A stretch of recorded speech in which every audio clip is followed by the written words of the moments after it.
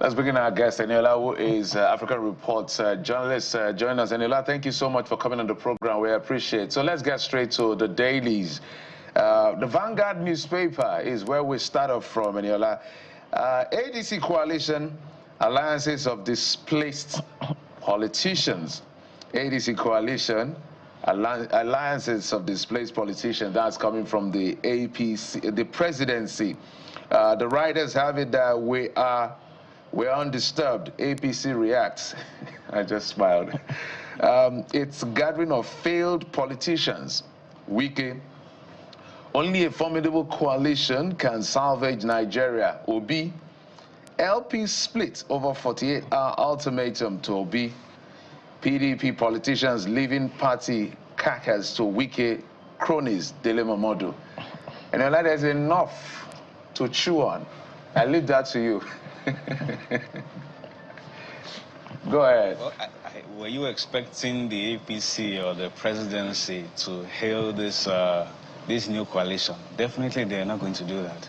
And if you cast your mind back to 2013, when the APC became a reality too, when the merger took place, you had statements flying all over too from the PDP, from the Villa and their supporters. So this is absolutely normal in politics.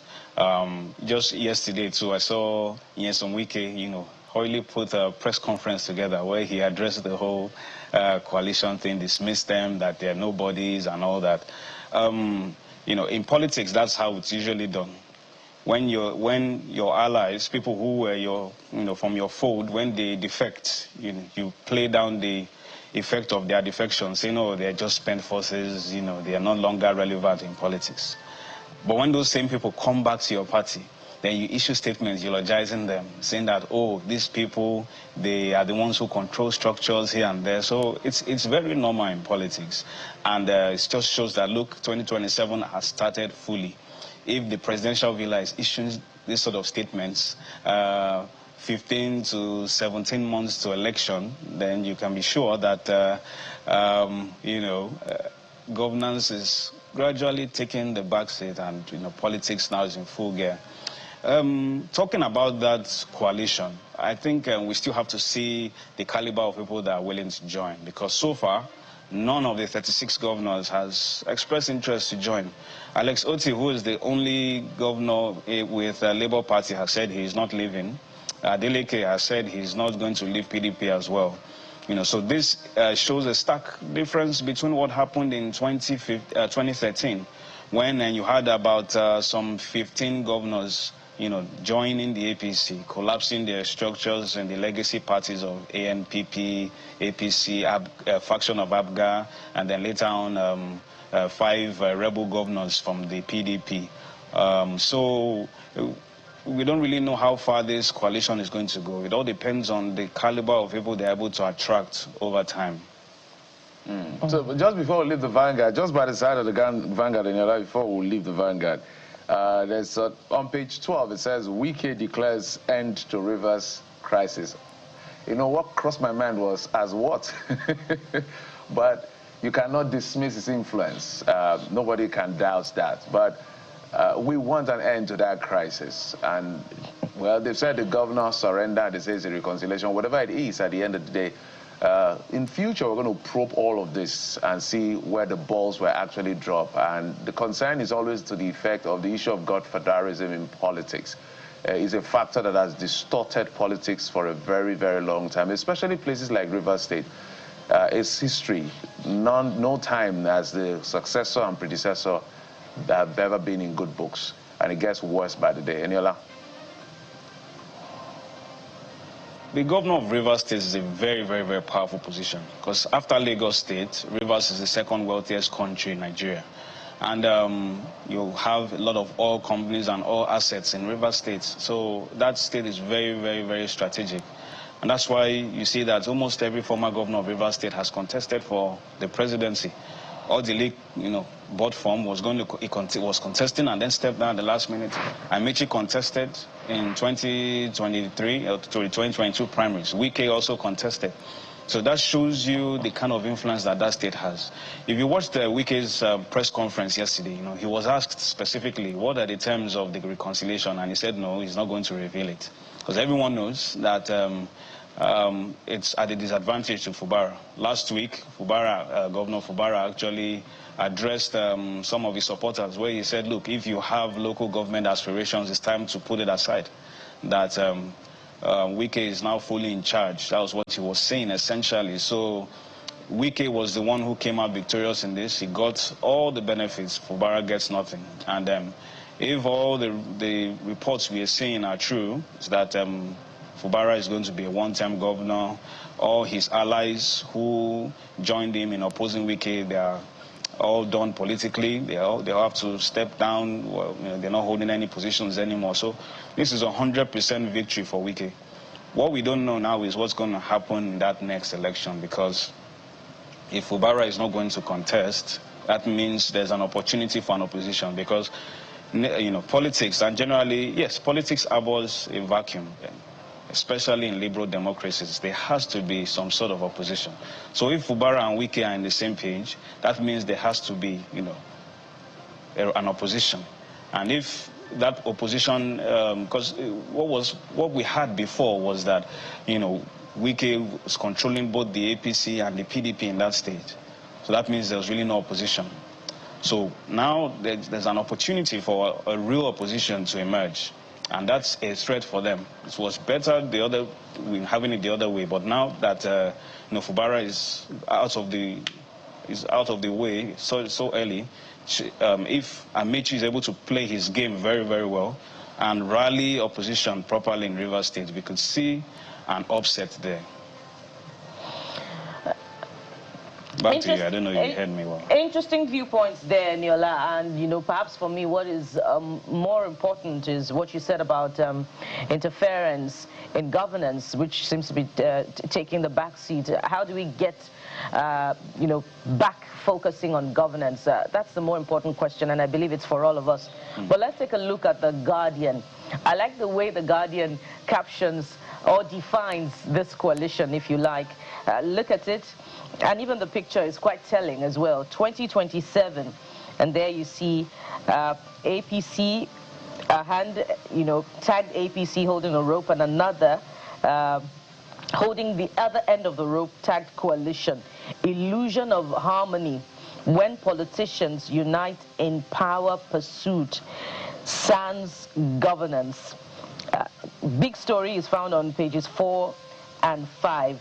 Now for you, how long can this harmony last when you consider that, in fact, maybe some of these politicians that are found in this new ADC SPV were not particularly the best of friends when they were in either the same party or, from in one of the parties, the ruling party or the opposition party? So that coalition is going to have about 5 or 6 challenges, which I wrote about yesterday. First is you have, Atiku definitely wants to contest again. You have Peter Obi there. And the Obedients are saying, look, Peter Obi is more popular, and then he's not going to play second fiddle. And so we don't know what's going to happen around there. Amechi also has presidential ambition. He spoke on your sister program yesterday, PoliticsToday, that he was going to contest and then probably do just a term. And so how are they going to accommodate all these disparate interests? That is number one. Number two is funding. Traditionally in Nigeria, it is the governors, the states that actually fund parties. That's how it's done, because we don't really have a culture of volunteering the way you have in developed democracies like in the United States. So it is the states that usually fund political parties. And the APC has a major war chest because they're in control of about 24 states, thereabout. And you even have some governors in the opposition who are supporting the president, like Soludo. And a few others. And so where is this ADC going to get their funding from? That's another major problem. And of course, there's still the perception problem too. Recall that someone like Nasir El-Rufai, who doesn't really have a very good relationship, especially with the northern minority, Christian minorities. How are you going to bring those, those people, how are you going to get them to embrace this coalition too? And then the ADC itself also has a court case. You remember that the president, the chairman who just stepped down, that's Ralph Nwosu, his chairmanship is being challenged in court. Justice Iyako sacked him in 2022. And some people have already gone to court again, trying to get him to, trying to stop this particular coalition.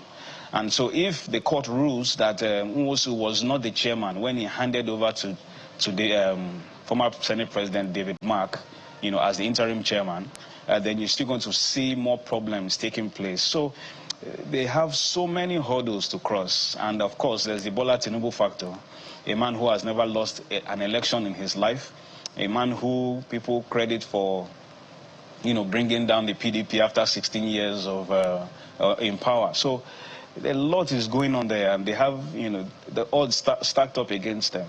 What they're hoping to achieve is that, they will be able to galvanize, public angst against the ruling party because of the cost of living crisis we're having, and of course the rising insecurity. They're hoping they can channel the public disaffection and disenchantment into votes. That's a good strategy too, but you have to be very, very, very, very strategic when it comes to politics too. It's not just activism now. You're trying to channel it to votes. How are you going to achieve that?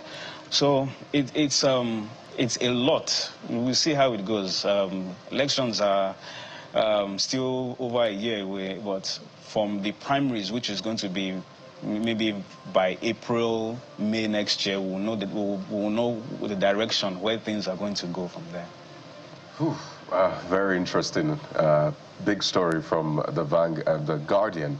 It says, power pursuit sans governance. Without governance, that's what it's trying to say there. But take a look at New Telegraph, Eniola. And it's a statement from the FCT minister. I won't disclose details of peace deal with Fubara. Says Mark failed Otopo, Amechi buried Nigeria in debt. So they've been going at each other. Both former governors of Rivers State. But maybe zoom in on this peace deal with Fubara for a moment. Do you think is anything different from what we suspect already? This peace deal, why do you suspect he's not trying to reveal it? Does it favor just one side, his own side, compared to the other side? But what's at stake here for him, Eniola? Because effectively the governor has become a lame duck. And seriously, what I strongly believe is that if the details are officially announced, it could lead to protests, because constitutionally a governor shouldn't be that powerless. You look at it very critically, especially in a state like Rivers State. Look at the personalities of the people who held the position of governor of Rivers State. You had Odili, who was very, very powerful, was one of the most powerful governors during his time. You had Amechi, who was very powerful. He had been two-time speaker before he became governor. And he was so influential that Buhari picked him as his director general and made him the minister of transportation, just to show you how powerful Amechi was. And then you look at Wike too. Wike was more or less the leader of the opposition. He was the one that was all in the machinery of the opposition politics. And so those are the sort of personalities that led Rivers State. And now you have a governor, Fubara, who, well, I don't want to say anything derogatory, but he has become a lame duck now. He was almost impeached. He's on suspension now. Yes, he's on suspension. So you look at it that he seems or appears very, very weak. And if you release the details, we make it official, a lot of people will say, oh, this is very, very unconstitutional. This is very wrong, and then this is, it's embarrassing for a governor. And so I can understand why Wike too will say he's not going to reveal it. Yeah. A fantastic point in the last read. I just wanted to, Eniola, I wanted to add to what you were saying to the effect that maybe it's time for the job people themselves to aggregate and see what exactly can be done to sustain staying in office for long. Because if you look at history for civilian leadership, the first job person to secure a second term in office and do 8 years, the first in history, is Seriake Dixon. So if you go from Ondo all the way to Bayelsa, all the way to Akwa Ibom, where you have distribution of the job, a majority in Rivers State and now Bayelsa State, they've never been able to complete. Melford Okilo, Ada George, Goodluck Jonathan, not because he couldn't complete, but he had to go to become president or vice president, then later president. He couldn't secure a second term. Alami Esia, you know what happened. Timi Praise Silva, you know what happened. So the very first was Seriake Dixon, and then we now have Doye Diri. Now this is the first German in terms of democracy, this dispensation, and it looks like that jinx may hit him yet again. So maybe it's time for the job people to put and find out exactly what is going on. It's just an observation from history, Niola. Do we have any more papers, guys? We can't really generalize it too, because you have to understand that each state has its own dynamics. So you look at Rivers State, for instance. The Jaws are a minority in Rivers State. You recall that, yes, they used to be, they were a critical bloc in Rivers State, and then Bayelsa was created mainly for the Jaws, and that is why in the whole of the Niger Delta, Bayelsa is the only one tribe state. It's 8 local governments, all Ijaws. And so a lot of them moved over, you know, they are on the Bayelsa side. So in Rivers, they are not a majority, you know, they're just they're minority, you know, so to speak. And so, and then you have to look at the sort of person who Fubara was up against, Nyesom Wike. You recall that viral clip of former Governor Fayose warning Fubara just the very week that Fubara was inaugurated. He said, look, the person who has handed over to you is not an easygoing person, so you have to know how to manage him very, very well. And then you look at the circumstances leading to his emergence as governor. You know, Wike said he bought forms for all the candidates, all the people who eventually won elections in Rivers State. So he bought for the governor, he bought for House of Assembly members, he bought for everyone. And Wike, you know, there's a way he puts the structure of that state in place before he came over to Abuja to get an appointment. And so you have to look at this, you know, the scenario and everything. You have to see how things emerged before Fubara became governor. So the circumstances surrounding his emergence is, you know, is one of the reasons that made him so vulnerable. So much so that he doesn't even have any members of the House of Assembly. He has maybe just 3 or 4 on his side, which is less than 10% of the total number of lawmakers. You know, so when you look at how, you know, those lawmakers also emerged, how the speaker emerged and all that, you see that Fubara was also boxed into a corner. He was just pretty much put, you know, he became governor, but with really no political power. Yes, administrative power, constitutional power, but the political power, which is also very important, he lacked that from the very outset. And that's why, and we've seen, yeah. And you're a fantastic point, but what I was just saying is, whether it's minority or majority in any place, just that ability to complete term, using all the instances that have crossed board. Some states where they even have judges, they've never even had a chance to even produce a governor because of numbers and all of that. And Ella Akinkuzu, thank you so much. As always, insightful review of the papers today. Chief Correspondent of the Africa Report. Thank you. We appreciate you, sir. Thank you for having me. All right, we'll take a break. When we come back, it will be time for us to talk about the coalition. That is a new bride right now. Everybody talks about it. It's an exciting time for me as a journalist because at least there's a lot to talk about. We'll be right back.